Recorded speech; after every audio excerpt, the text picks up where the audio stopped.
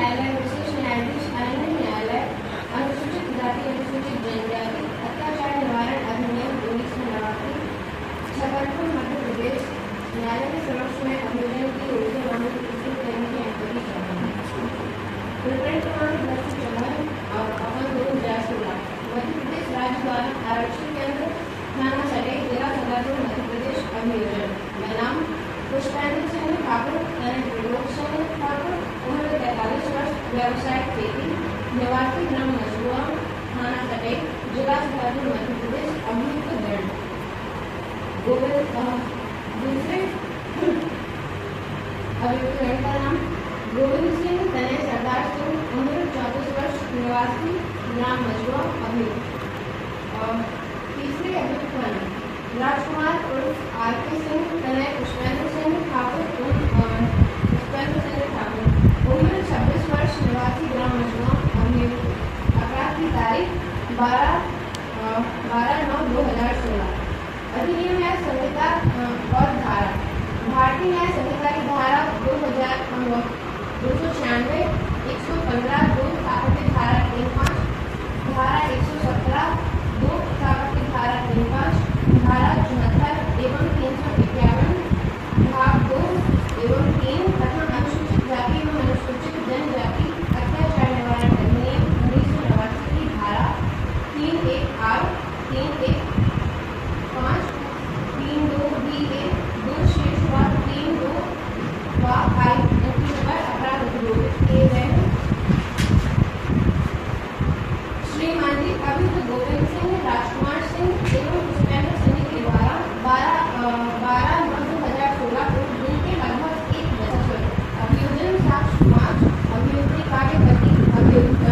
अभियोजन साक्ष्य 2 तथा अभियुक्ति का अभियोजन साक्ष्य 1 को लोक स्तर पर या उसके समीप ऐसी अश्लील गालियां जो मध्य व अन्य को सुनने में क्षोभ कार्य करने वाली थी, देकर क्षोभ कार्य करते हुए एक दूसरे के साथ मिलकर निमित्त किए गए सामान्य आशय के अनुसरण में अभियुक्ति का को मारपीट व स्वेच्छा गंभीर प्रति कार्य करते हुए अभियुक्ति का जो कि एक स्त्री है की लज्जा भंग करने के आशय से उस पर हमला एवं आपराधिक बल का उपयोग किया तथा यह जानते हुए भी कि वह अनुसूचित जाति की सदस्य है, उसे स्पर्श करने के नहीं प्रकृति का कार्य उसकी सहमति के बिना करते हुए उसकी ससुर अभियोजन साक्ष्य 5 अभियुक्ति के पति एवं अभियुक्ति का को अपमानित व अनुप्रस्थ करते हुए उन्हें जाति सूचक गाली गलौज शब्द कहकर अभियुक्ति का के ससुर व अभियुक्ति का को अनुसूचित जाति के सदस्य जनाते हुए उनके प्रति अधिनियम के अंतर्गत अपराध किया है तथा अभियुक्ति के ससुर को लाठी डंडे व कुल्हाड़ी के बेंट से मारा गया है, जिससे उसे गंभीर अपहति कार्य की गई है तथा साथ ही गाली गलौज कर अभद्र भाषा का प्रयोग कर जातिगत शब्द लेकर अभद्र भाषा का प्रयोग किया गया है तथा इनके द्वारा किए गए अपराध भारतीय न्याय संहिता की धारा 296, 115(2), सापटित धारा 3(5), धारा 117(2), सापटित धारा 3(5) तथा धारा 74 व 351 भाग 2 के तहत तथा अनुसूचित जाति एवं जनजाति अधिनियम 1989 की धारा 3(1) व I, 3(1)(दा), 3(1)(धा) और 3(2)(5) का के तहत दंडनीय अपराध कार्य किया गया है। अभियोजन का मामला संक्षेप में श्रीमान जी इस प्रकार है कि अभियोजन साक्ष्य 5 की पुत्रवधू अभियुक्ति का एवं भतीजे अभियोजन साक्ष्य 8 ने जाकर साक्षी 5 ने थाना सटई जाकर राजकुमार सिंह, पुष्पेंद्र सिंह एवं गोविंद सिंह के विरुद्ध प्रथम सूचना रिपोर्ट प्रदर्श P5 लिखाया, जिसे थाना सटई में पदस्थ सहायक उप निरीक्षक धर्मेंद्र त्रिपाठी ने थाना सटे के अपराध क्रमांक 185/16 में लिपिबद्ध किया तथा अभियोजन के द्वारा यह बताया गया कि दिनांक 12/9/2016 को दिन के लगभग 1 बजे अभियोजन साक्षी 5 अर्थात अभियुक्ति के ससुर अपने मोहल्ले के टीकाराम सेवहारी के दरवाजे के सामने चबूतरे पर बैठकर अपने ग्राम के दयाराम सौर व किलकोटी के साथ बातचीत कर रहे थे। तभी वहां पुष्पेंद्र सिंह और गोविंद सिंह अपने हाथ में लाठी लेकर तथा अभियुक्त राजकुमार उर्फ आर के सिंह अपने हाथ में कुल्हाड़ी लेकर पहुंचे तथा अभियोजन साक्षी 5 को गाली देते हुए खंगरा शब्द, जो कि एक जातिगत शब्द है, यह कहकर उन्होंने संबोधित करके बोले कि उसने अपनी भतीजी से 100 नंबर पर डॉक्टर की झूठी रिपोर्ट कराई है एवं अभियुक्त गोविंद सिंह ने उसके दाहिने हाथ के बखौरा व दाहिने हाथ के टुहने में लाठी से व अभियुक्त पुष्पेंद्र सिंह ने बाएं हाथ की कलाई में लाठी से व अभियुक्त राजकुमार उर्फ आर के सिंह ने कुल्हाड़ी के बैंड से दाहिने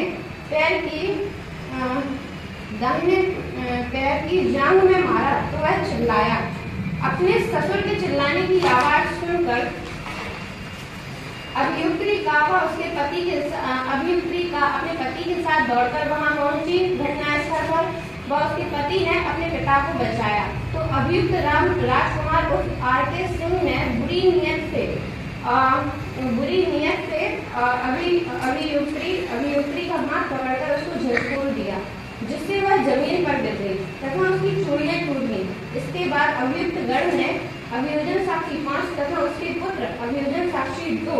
व पुत्र वधू अभियुक्त्री का को माँ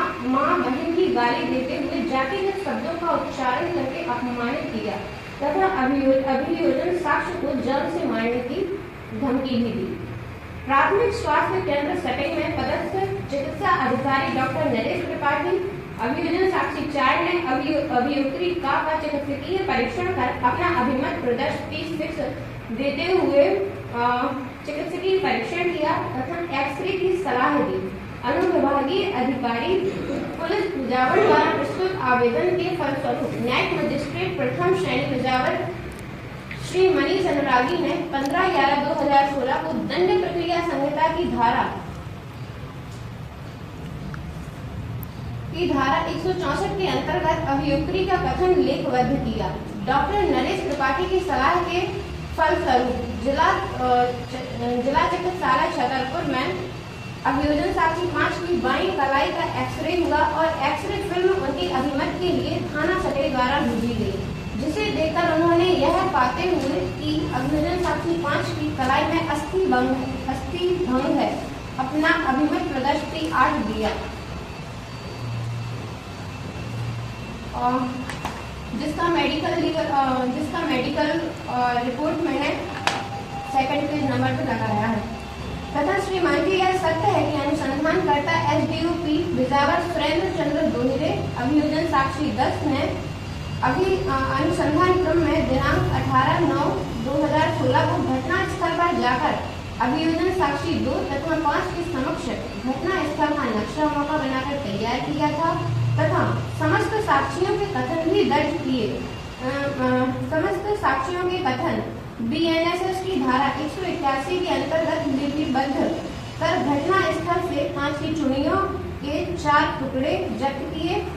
टीकाराम तथा किलकोटी के भी कथन दर्ज किए गए तथा अभियोजन साक्षी 5 ने दिनांक 13/10/2016 को अपना और अपनी पुत्र वधू का जाति प्रमाण पत्र भी सुरेंद्र चंद्र दोहरे को दिया जिन्हें उन्होंने जब्त कर जब्ती पत्रक बनाया तथा दिनांक 21/10/2016 को प्रधान आरक्षक श्याम लाल के समक्ष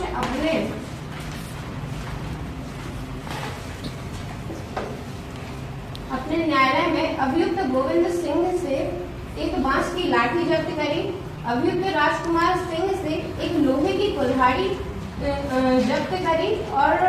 जब्त कर जब्ती पत्रक बनाया तथा अभियुक्त पुष्पेंद्र सिंह से एक बांस की लाठी जब्त कर जब्ती पत्रक बनाया तथा अनुसंधान कार्य को संपन्न किया। श्री सुनील कुमार द्वारा जो जाति प्रमाण पत्र जब्त किए गए थे वास्तव में वह एक इलेक्ट्रॉनिक दस्तावेज है जो यह साबित करते हैं कि पीड़ित पक्ष अनुसूचित जाति एवं जनजाति वर्ग का भी है तथा साक्ष्य अधिनियम की धारा 63 का कोई भी जाति प्रमाण पत्र अभियोजन से प्रस्तुत नहीं किया गया है। इन प्रमाण पत्रों को लोक सेवा केंद्र जनपद पंचायत से कंप्यूटर द्वारा डाउनलोड किया गया है। इस प्रकार जिस कंप्यूटर से निकाले गए हैं वह न तो अनुसंधानकर्ता के नियंत्रण में थे और न ही अभियोजन पक्ष के ही नियंत्रण में थे तथा उसके पति और ससुर के नियंत्रण में नहीं थे। अतः स्पष्ट है कि वह SC/ST वर्ग के ही हैं। तथा यह प्रमाणित किया गया कि पीड़ित वर्ग खंगार जाति के हैं, जिसे भारतीय संविधान की अनुच्छेद 341 के अधीन मध्य प्रदेश राज्य के लिए अधिसूचित अनुसूचित जाति की सूची में अनुच्छेद 33 पर संविधान अनुसूचित जाति आदेश 1950 तथा अनुसूचित एवं जनजाति आदेश संशोधन अधिनियम 1976 के तहत विनिर्दिष्ट किया गया। अतः यह निर्धारित किया जाता है कि अभियुक्त्री का तथा उसके पति और ससुर खंगार अर्थात अनुसूचित जाति के रूप में विनिर्दिष्ट हैं। तथा यह भी सत्य है कि अभियुक्त पक्ष जो है वह ठाकुर जाति का है तथा वह अनुसूचित जाति अथवा अनुसूचित जनजाति से इतर वर्ग में आती है। अभियुक्त्री के साथ उसे पति और ससुर तथा चचेरे देवर की यह अभिसाक्ष्य रही कि घटना टीकाराम शिवहरी के घर के पास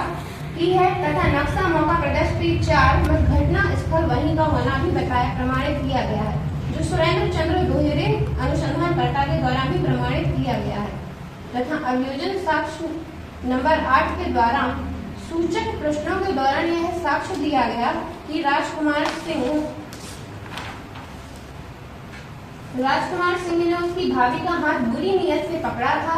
तथा लज्जा भंग की थी। तथा अभियोजन साक्ष्य 8 ने अपनी साक्ष्य 5 का समर्थन करते हुए कहा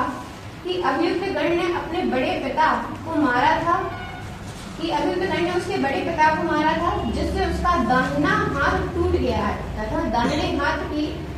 दाहिने तरफ की जांघ व हाथ में चोट आई है। अभियोजन साक्ष्य 8 की साक्ष्य में ना तो तात्विक लोभ है और ना ही कोई विरोधाभास है, क्योंकि यह मेडिकल रिपोर्ट से भी सत्य साबित होता है। तथा घटना स्थल से प्राप्त हुई चूड़ियां यह प्रमाणित करती हैं कि वह अभियुक्त्री काफी ही हैं तथा अभियुक्त ने अभियुक्त्री का हाथ पकड़ा कि उसकी चूड़ियां टूट गईं। इसके पश्चात उसने अभियुक्त्री को गाली देकर चमरिया कहा तथा माँ की भी बुरी बुरी गालियां दी और खंगरा इत्यादि शब्द कहकर बुरी बुरी गालियां मारपीट कर रहे थे, जो कि अभियोजन साक्ष्य 8 के द्वारा दिया गया एक चक्षुदर्शी साक्ष्य।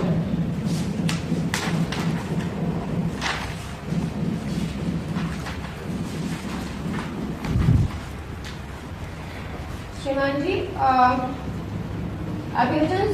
साक्ष्य क्रमांक 5 की मेडिकल रिपोर्ट को पेज नंबर 7 पर लगाया गया है।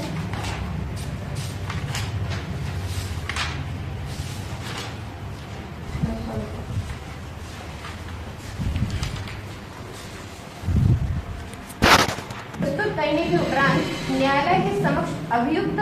पुष्पेंद्र सिंह, गोविंद सिंह एवं राजकुमार सिंह को भारतीय दंड संहिता की धारा 323 सापठित धारा 34 धारा 296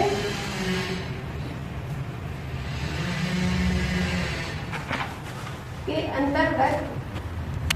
दंड देने एवं जुर्माना अधिरोपित करने की प्रार्थना करती हूँ ताकि पीड़ित पक्ष में समुचित न्याय हो सके।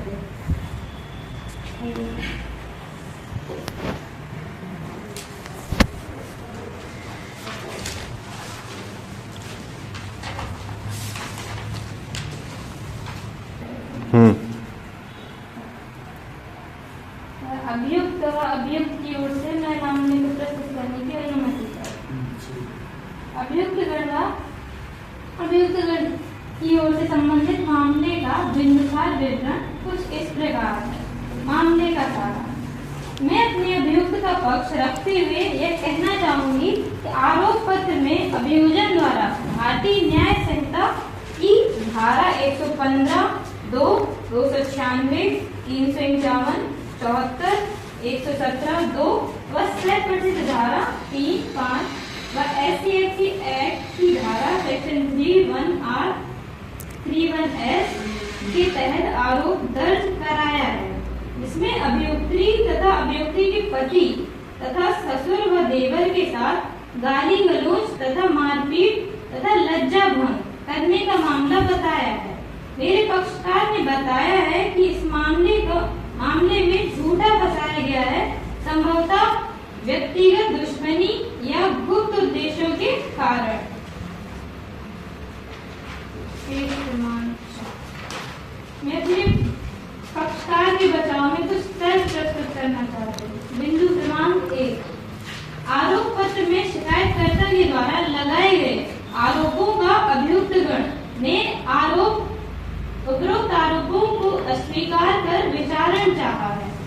अभियुक्त गण का बचाव यह रहा कि उनके गांव में दो दल हैं, जिसमें एक दल उनका तथा एक दल पीड़ित पक्ष का है। इसलिए पीड़ित पक्ष ने उन्हें झूठा फंसा दिया है, वे निर्दोष है। बिंदु क्रमांक 2, प्रस्तुत उक्त परिवार में बिंदु क्रमांक 30 प्रश्न क्रमांक 18 लेख है कि अभियोजन साक्षी 2 ने यह स्वयं स्वीकारा है कि गांव में दो दल पार्टियां चलती हैं, जिनमें एक पार्टी उनके परिवार आता है तथा दूसरी पार्टी में अभियुक्त गण का परिवार आता है। ऐसी स्थिति में यह तो तय है कि दोनों पक्षों के मध्य दलबंदी चलती है। वर्तमान समय में रोज यह देखा जाता है कि राजनीतिक प्रतिद्वंदिता के कारण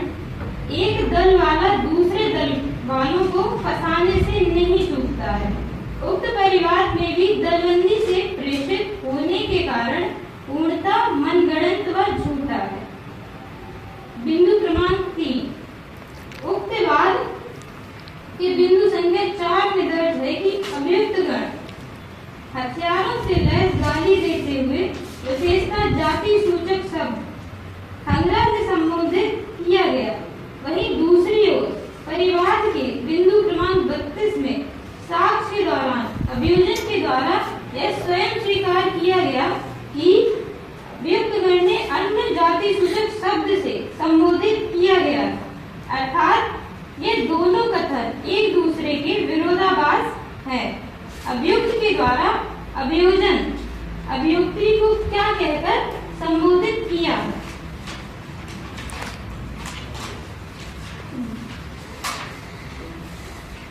बिंदु क्रमांक 4, जो कि उन्होंने आरोप लगाया कि लज्जा बहन की है। तो सर बिंदु क्रमांक 4, अभियोजन साक्षी 1 के द्वारा अभियुक्त पर यह आरोप लगाया गया कि उसकी लज्जा भंग करने की कोशिश अभियुक्त के द्वारा की गई, परंतु यह पूर्णतः असत्य है। इसकी असत्यता की पुष्टि स्वयं अभियोजन साक्षी 1 के ससुर अभियोजन साक्षी 5 द्वारा दी गई है। बिंदु क्रमांक 5, अभियोजन साक्षी 2 व अभियोजन साक्षी 1 के द्वारा संपूर्ण परिवार में बार बार झूठ बोला गया है, जो कि न्यायालय के समक्ष ऐसे कई जगहों पर सत्य उजागर हुआ है। जैसे परिवार में अभियोजन साक्षी 1 व 2 के प्रथम सूचना रिपोर्ट में कहा गया कि झगड़े की आवाज सुनकर वो अपने पति व ससुर को बचाने आए। वहीं साक्ष्य के दौरान स्वतः स्वीकारते हैं कि अभियोजन साक्षी 2 की जब पुलिस आई तब दोनों बाहर आए, अर्थात अभियोजन पक्ष द्वारा उक्त वाद पूर्णतः झूठा है, जो इस परिवाद की असत्यता को और भी बल देता है, क्योंकि इस परिवार में ये भरपूर विरोधाभास है। बिंदु क्रमांक 6, जो अभियोजन साक्षी 6 है उनका स्टेटमेंट, अभियुक्त गण के पक्ष में न्यायालय को यह संदर्भ भी सूचक करना चाहिए, इससे भरे कि मकान के सामने यह बात भी स्वीकारी गई है कि अभियोजन के द्वारा शराब का सेवन किया जाता है और यह शराब पीकर गिरे, जिस कारण चोट लग गई। अभियुक्त गण के द्वारा ऐसी किसी घटना को घटित नहीं किया गया है। मेन कॉपी की बिंदु क्रमांक 32 पेज नंबर 20। बिंदु क्रमांक 7, इस बात की पुष्टि चिकित्सीय परीक्षण में भी की गई है। इस प्रकार की चोट ऊंचाई से गिरने पर भी लग सकती है। वहीं दूसरी ओर अभियोजन साक्षी 1 के बारे में भी यह कथन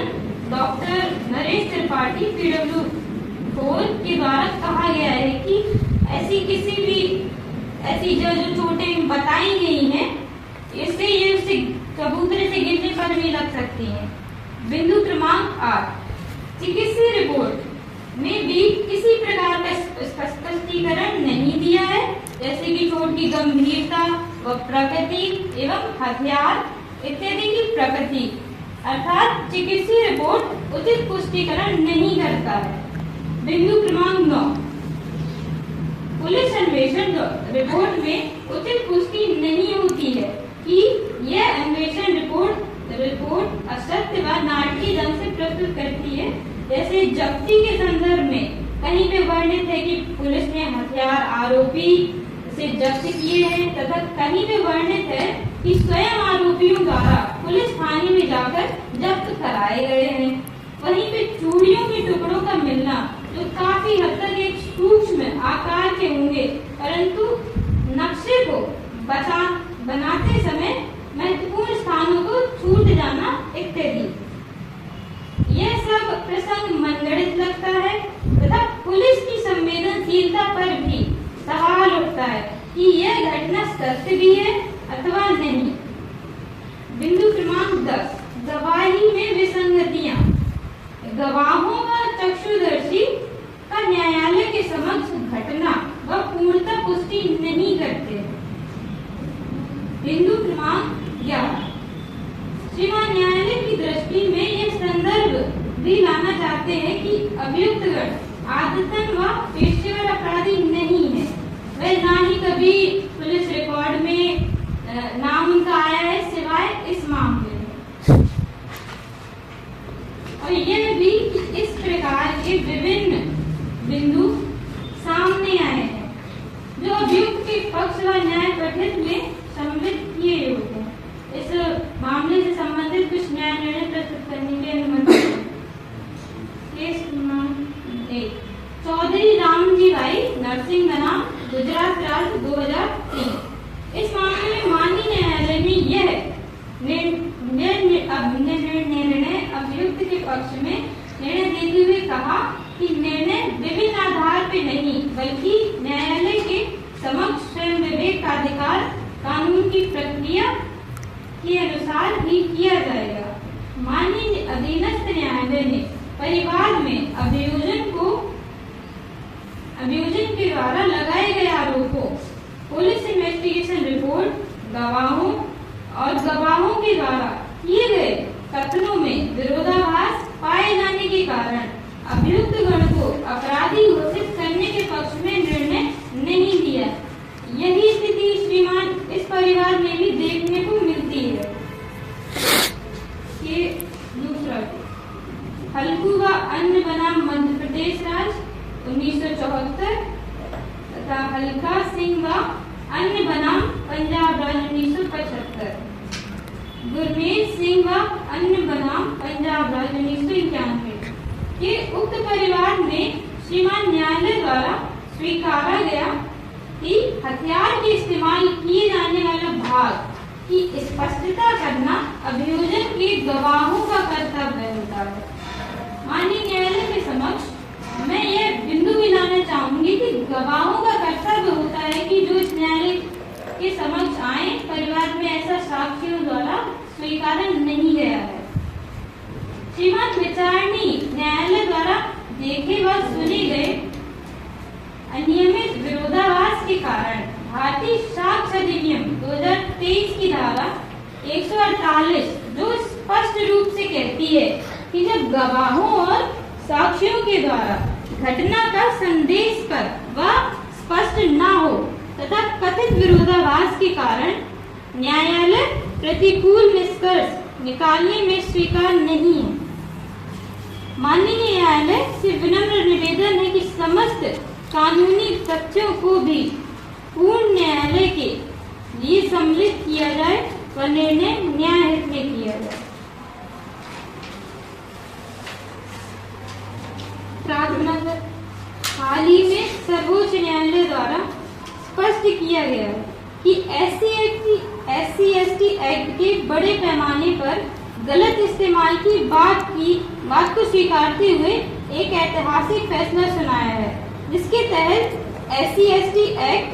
1989 के तहत किसी भी तरह के अपराध के मामले में न्यायालय द्वारा नए दिशा निर्देश जारी किए गए, जिसमें पिछले 3 दशकों में SC/ST अधिनियम 1989 अत्याचार निवारण अधिनियम के तहत कई फर्जी मामले सामने आए हैं।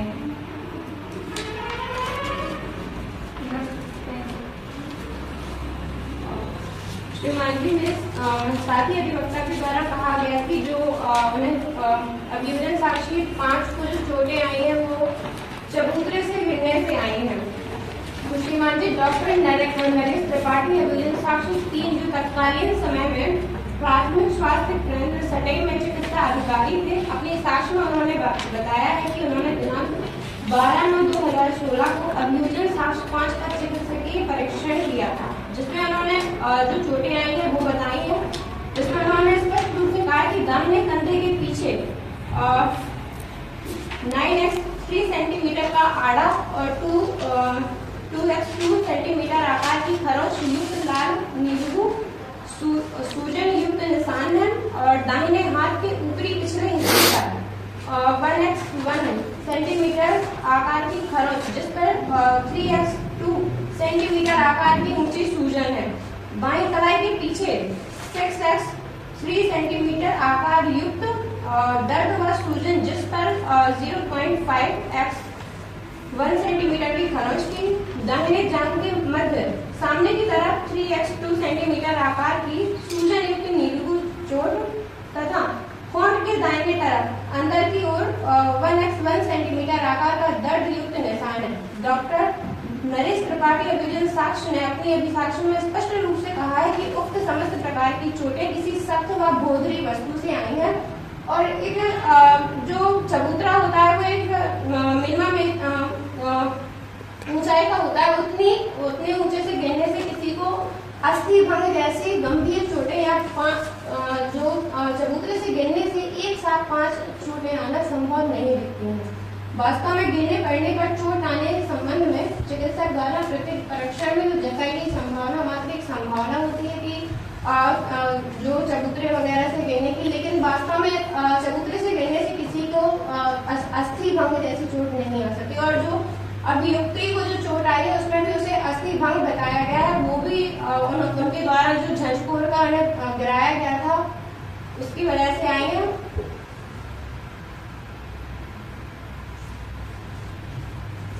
सर, जैसा कि इन्होंने कहा कि चिकित्सीय रिपोर्ट में 5 चोटें एक साथ नहीं आ सकती, सर बिंदु क्रमांक 8 में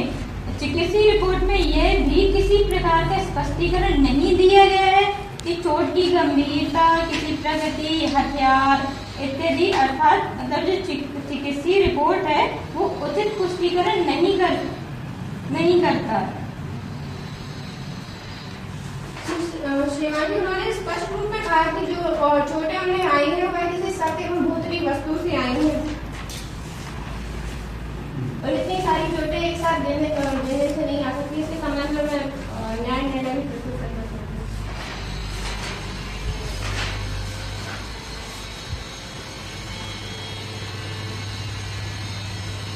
एक चक्षुदर्शी साक्ष्य के ऊपर एक न्याय निर्णय है। पुलिस निरीक्षक विरुद्ध लालित और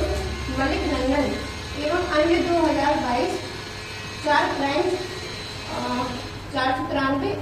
SC में निर्धारित किया गया कि प्रयुक्त आयुध का जब्त न होना या जब्ती का प्रमाण पत्र न होना यह दूषित जब्ती का वहाँ कोई महत्व नहीं रखता जहाँ चक्षुदर्शी साक्ष्य पर अभियोजन का मामला आधारित हो। जबकि चक्षुदर्शी साक्ष्य में जो अभियुक्ति उनकी देवर जो है उन्होंने चक्षुदर्शी साक्ष्य दिया है कि हाँ जो उनकी भाभी को जो चोट पहुंची है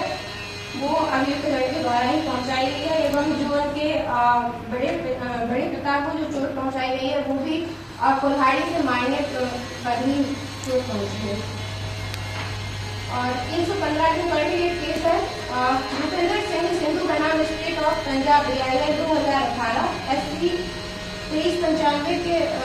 में बताया गया है कि मामले में कहा गया है कि अभियुक्त को धारा 115 के अंतर्गत दोषी किया गया। इसमें चोटें कारक करने के लिए किसी औजार का उपयोग नहीं किया गया था, जैसे कि उन्होंने हाथ पकड़ के जो गिराया था इसके संबंध में।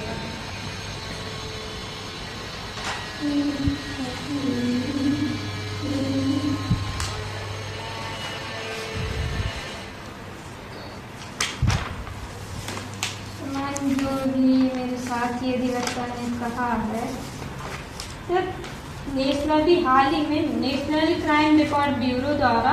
प्रस्तुत आंकड़ों के संबंध में विचार करने पे ज्ञात होता है कि अनुसूचित जाति अनुसूचित जनजाति अधिनियम में दर्ज ज्यादातर मामले झूठे पाए गए हैं।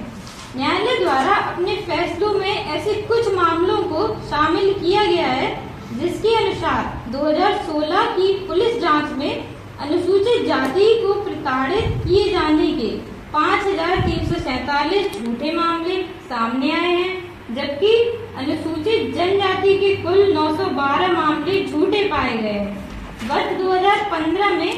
SC/ST कानून के तहत न्यायालय द्वारा कुल 15,838 मुकदमों का निपटारा किया गया है। इसमें से 10,024 मामले या तो अभियुक्तों को बरी कर दिया गया या फिर वे आरोप मुक्त साबित हुए, जबकि 495 मुकदमों को वापस ले लिया गया। श्रीमान ये सच है कि आजकल फर्जी मामले दायर किए जा रहे हैं, लेकिन इसका अर्थ यह बिल्कुल भी नहीं है कि जो घटना हुई है उसको बिल्कुल अनदेखा ही कर दिया जाए। इसकी तो सर जांच होगी ना। केवल 4,119 मामलों में ही अभियुक्तों को सजा सुनाई गई है। ये सभी आंकड़े 2016-17 की सामाजिक न्याय विभाग की वार्षिक रिपोर्ट में प्रस्तुत किए गए हैं। SC/ST कानून के तहत मामला दर्ज करते समय पुलिस व अभियोजन पक्ष अन्य अधिनियमों की धाराओं का भी गलत तरह से उपयोग करते हैं व यह कार्य इस अधिनियम के तहत आवश्यक रूप से होता है। माननीय न्यायालय इसके समक्ष में एक केस प्रस्तुत करने की अनुमति। हितेश वर्मा बनाम उत्तराखंड राज्य 2020 में न्यायालय के निर्णय में कहा गया कि धारा 3(1)(r) के तहत अपराध केवल इस तथ्य पर तब स्थापित नहीं होता है कि पीड़ित अनुसूचित जाति का सदस्य है कि पीड़ित अनुसूचित जनजाति का सदस्य है, जब तक कि अनुसूचित जाति व अनुसूचित जनजाति के सदस्य को इस कारण से अपमानित करने का इरादा न हो कि पीड़ित ऐसी जाति का है